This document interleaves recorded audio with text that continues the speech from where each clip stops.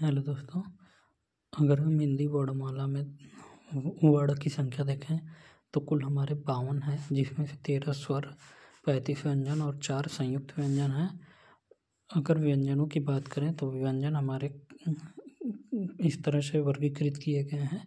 पहला है हमारा क वर्ग, फिर ख वर्ग, ट वर्ग, त वर्ग और प वर्ग, फिर ऊष्म और अंतःस्थ। ठीक, अगर क वर्ग की बात करें हम तो क वर्ग हम इसको कंठ भी कहते हैं। इसमें क ख ग घ घ आते हैं। फिर ख वर्ग जिसे हम क्या तालव्य भी बोलते हैं।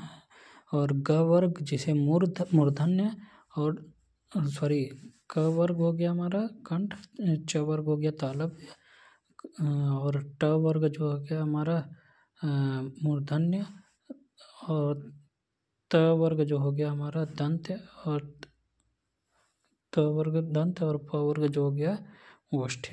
ठीक, अब इसके बाद बात करें तो जो इन सभी को अस्पर्श व्यंजन भी कहते हैं। क वर्ग, ख वर्ग, ट वर्ग, त वर्ग और प वर्ग को अस्पर्श व्यंजन भी कहते हैं। फिर इसके बाद की बात करें तो हमारा जो है नासिक के जो है अंग य ड़ न म, ये सब क्या है, नासिक के हैं।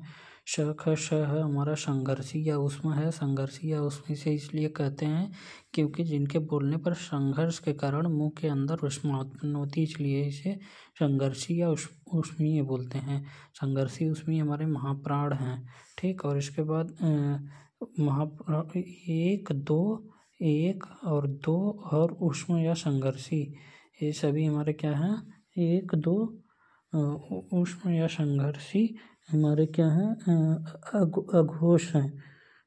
अघोष हैं, ये सब क्या है हमारे अघोष। अघोष क्या है, अघोष ऐसे वर्ण हैं जिनके ध्वनि के उच्चारण में स्वतंत्रियों में कंपन न हो।